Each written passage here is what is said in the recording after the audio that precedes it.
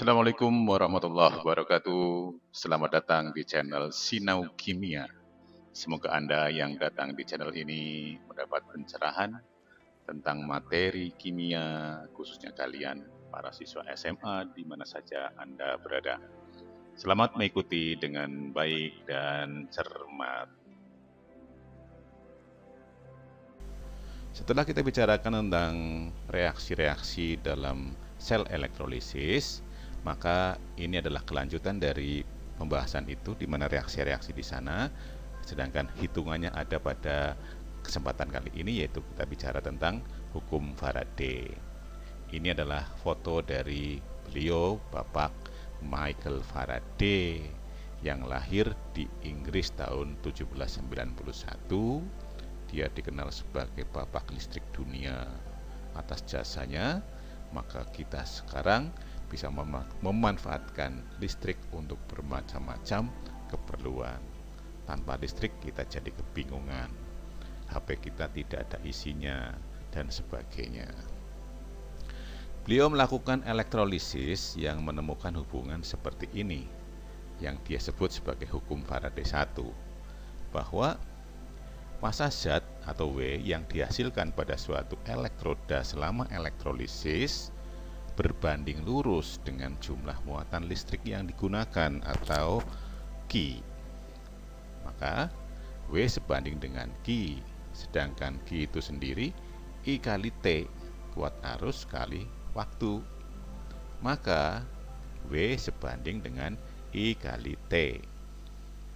W massa dalam gram, Q jumlah muatan dalam kolom, I kuat arus dalam ampere, dan T lama elektrolisis dalam detik. Berdasarkan eksperimen Millikan tentang elektron, bahwa muatan elektron atau E itu sebesar 1,60217666 kali 10 pangkat min 19 kolom. Sedangkan bilangan Avogadro yang menyatakan jumlah partikel sebanyak 1 mol itu adalah 6,022141 kali 10 pangkat 23 per mol. Jadi kalau ada elektron sebanyak ini dengan muatan masing-masing 1,6021 kali 10 pangkat min 19, atau kita kalikan itu, maka itulah yang disebut dengan 1 Faraday. 1 Faraday perkalian antara muatan elektron dengan jumlah 1 mol elektron. Nah, kalau ini dikalikan, E kali N dikalikan, hasilnya adalah 96.485, sekian. Angka ini terlalu sulit untuk dihafalkan, maka diringkaslah menjadi 1 Faraday adalah 96.500 kolom, atau sama saja dengan 1 mol elektron. Misalkan ada muatan listrik sebesar 9.650 kolom, maka jika dinyatakan dalam satuan Faraday adalah sebagai berikut. Faraday adalah jumlah muatan listrik yang ada berapa dibagi dengan 96.500. Ini kan mirip dengan mengubah satuan butir atau buah menjadi lusin. Seperti ini misalkan, 1 lusin 12 buah. Kalau ada gelas 4 buah, maka kalau dijadikan lusin 4/12, sepertiga lusin, kan gitu ya. Sama juga dengan ini, Faraday jumlah muatannya di sini adalah 9.650 dibagi 96.500, maka ketemu 0,1 Faraday. Jumlah muatan ini kan sama dengan Q, berarti F juga bisa dinyatakan dengan Q dibagi 96.500, dan Q itu adalah I kali T, berarti F juga bisa dinyatakan I kali T dibagi 96.500. Nah, inilah rumus yang pertama untuk hukum Faraday. Berikutnya adalah hukum yang kedua. Massa zat atau W yang dihasilkan pada suatu elektroda selama elektrolisis berbanding lurus dengan massa ekivalen zat tersebut atau E, massa ekivalen. W sebanding dengan E, padahal E itu sendiri adalah AR per PbO. Misalkan ada reaksi Cu2 plus 2 elektron menjadi Cu, maka dari 2 plus ke 0 Cu-nya, biloknya ya, itu berarti berubah sebanyak 2. Nah, angka perubahannya itu cukup melihat jumlah elektronnya saja. Di sini elektronnya 2, berarti PbO-nya 2. AR-nya 63,5, maka E-nya 63,4, maaf ya, 63,4 dibagi 2 ketemu 31,7. Nah, jika ada dua larutan atau lebih di elektrolisis dengan rangkaian seri, maka berlaku hubungan sebagai berikut. Kita lihat dulu rangkaian seri. Nah, rangkaian seri itu adalah kutub positif dari sumber arus masuk ke larutan paling kiri, kemudian kutub negatifnya masuk ke larutan paling kanan, gitu ya. Maka elektroda yang lain dihubungkan antara larutan pertama dengan larutan kedua. Ini namanya rangkaian seri. Nah, pada rangkaian seri, arus yang mengalir pada larutan masing-masing itu adalah sama besarnya. Arus yang mengalir sama besar. Maka berlaku rumus ini. Karena arusnya sama, berlaku rumus W1 per W2 sama dengan E1 per E2. Jadi, massa yang timbul di elektroda warna biru dibanding dengan massa yang timbul di elektroda warna merah akan sebanding dengan apa itu massa ekivalen masing-masing. Oke. Sekarang kalau kedua rumus tadi digabungkan, maka kalimatnya akan menjadi begini. Massa zat atau W yang dihasilkan pada suatu elektroda selama elektrolisis berbanding lurus dengan jumlah muatan listrik yang digunakan, yaitu Q, dan massa ekivalen zat tersebut atau E. W sebanding dengan I kali T. Itu adalah rumus dari Q, gitu ya. Nah, karena I dengan T itu, perkalian I dengan T itu adalah masuk dalam rumus Faraday tadi, maka F itu pun, W itu, massa itu juga sebanding dengan F Faraday. Nih, mengingat ini tadi F adalah I kali T per 96500, maka W akan sebanding dengan F. Nah, berarti W sebanding dengan I kali T per 96500. Inilah hukum Faraday yang pertama. Sedangkan hukum Faraday yang kedua, W sebanding dengan E. Nah, maka kalau ini digabungkan akan menjadi W sama dengan E kali I kali T per 96500. Oke. Karena E itu sama dengan AR per PbO, maka W sama dengan AR kali I kali T per PbO kali 96500. Ini rumus lagi. Jadi rumus ini bisa dipakai sesuai dengan soalnya nanti. Tuh. Bisa juga begini. Nah, karena F sama dengan I kali T per 96500, lihat yang di atasnya itu berarti I kali T per 96500 nya diganti dengan F. Maka rumus W juga bisa dituliskan sebagai E kali F.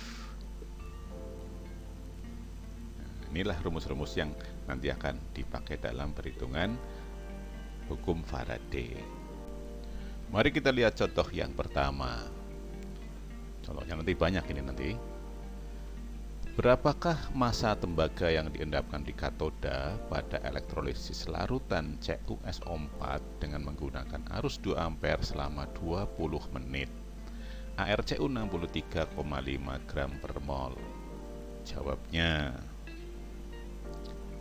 ini reaksi ionisasi dari CuSO4, maka Maka nanti yang ke katoda adalah ion Cu2+. Reaksinya seperti ini. Maka karena elektronnya yang ditangkap 2 berarti PPO-nya 2. Yang ditanyakan berapa gram Cu yang ada di katoda, yang menempel di katoda. I-nya 2 ampere, AR-nya 63,5.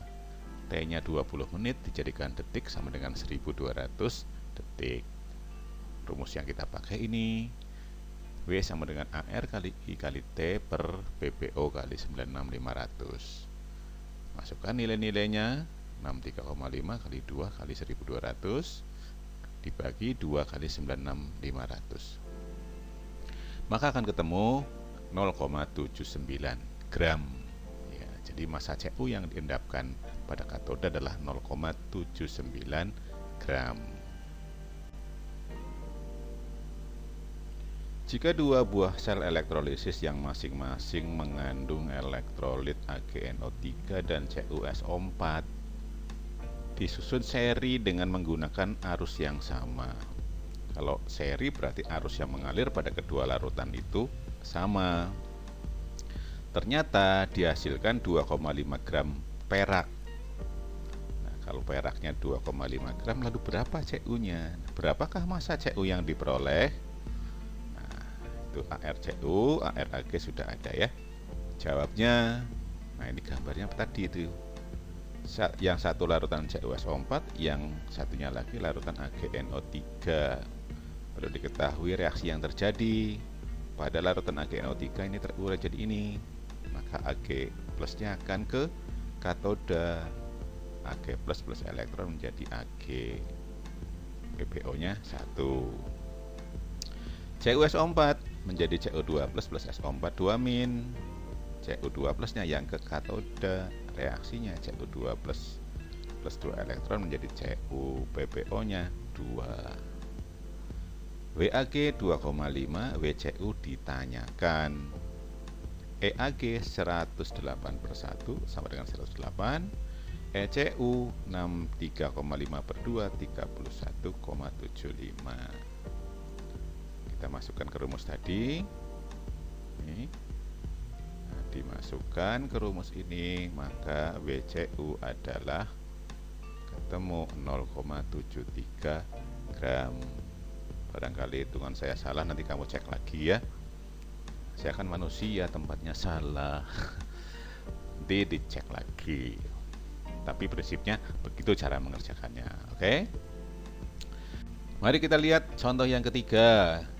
Contoh yang ketiga, pada elektrolisis larutan timah 2 klorida dengan elektrode C inert ini ya. Seperti elektrodanya tidak ikut bereaksi. Digunakan arus sebesar 1,93 ampere. Waktu yang diperlukan untuk mendapatkan endapan 1,19 gram timah adalah berapa? AR timah 119. Jawab. SnCl2 terion menjadi Sn2 plus 2 Cl min. Yang ke katoda berarti Sn2 plus. Reaksinya begini. Berarti PPO nya 2. W-nya massa yang diketahui 1,19, kuat arusnya 1,93 ampere, AR-nya 119, ada PPO, ada AR, ada I, ya.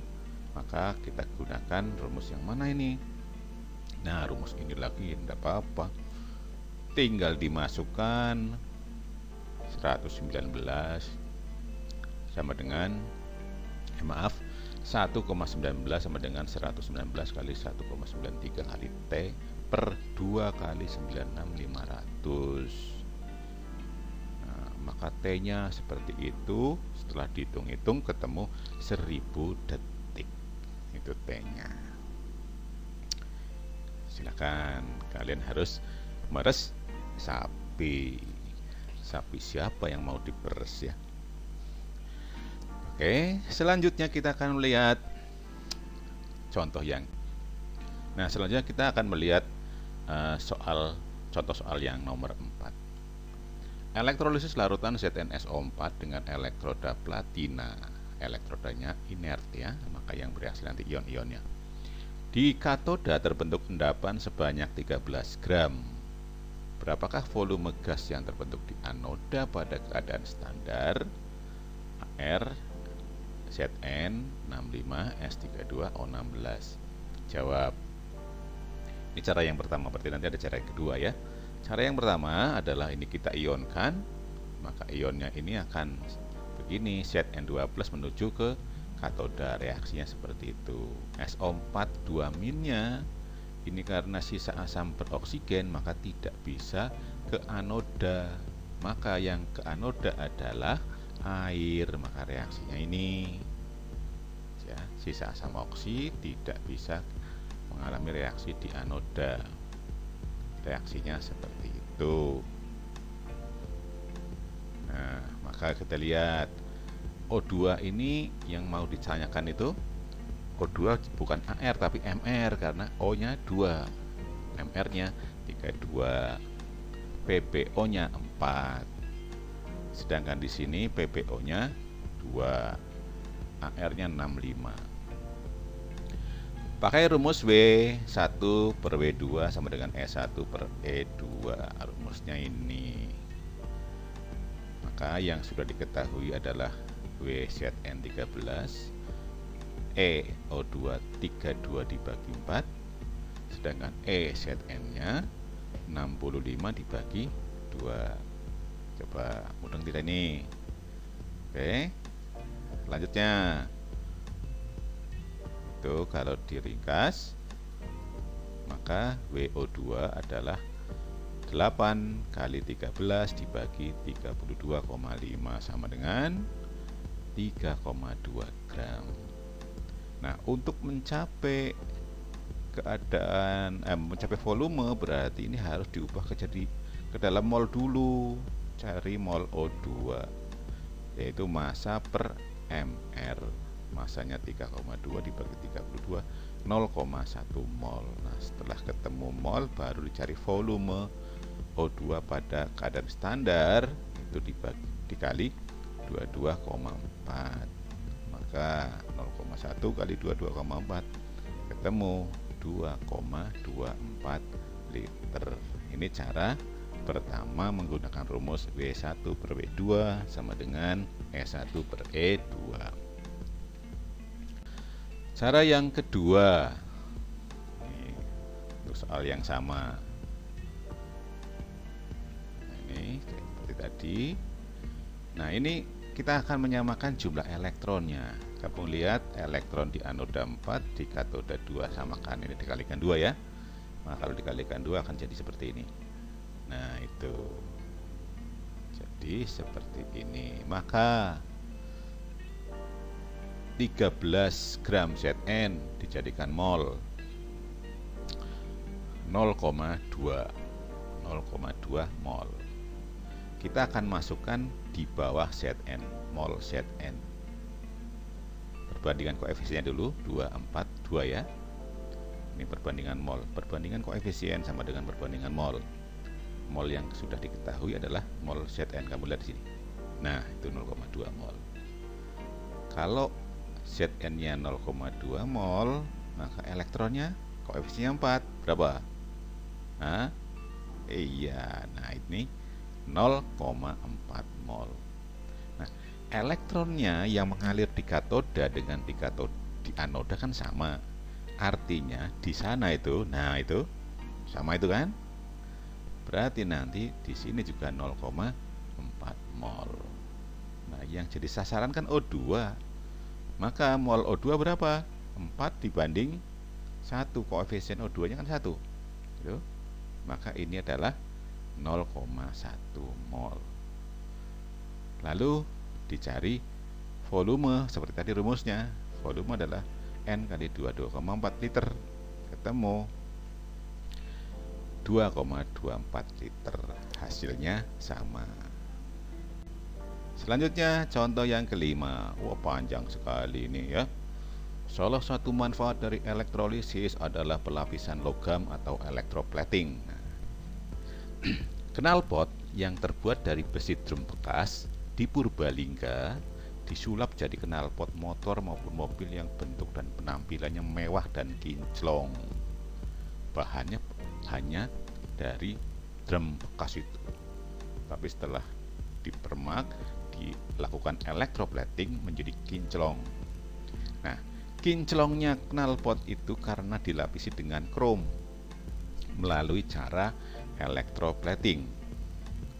Larutan yang dipakai adalah larutan krom 3 klorida.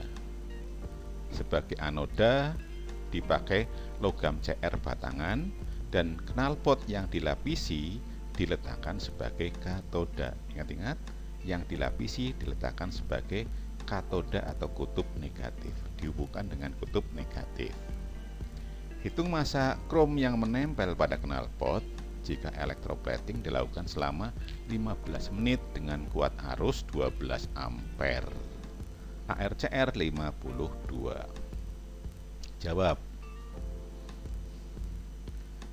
CrCl3 akan terurai menjadi Cr3 plus ya, plus 3Cl min. Nah, yang ke katoda Cr-nya ini, maka Cr3 plus menangkap 3 elektron menjadi Cr. Kita gunakan rumus ini. AR-nya 52, I-nya 12, waktunya 15 menit kali 60 detik ya. Dibagi 3 itu PPO-nya kali 96500, ketemu 1,9 gram. Nah, demikianlah paparan dan contohnya. Mudah-mudahan kalian bisa mengerti dan kalian coba memahami tadi untuk mengerjakan latihan sebanyak 2 soal berikut ini. Oke, terima kasih. Semoga kalian sukses.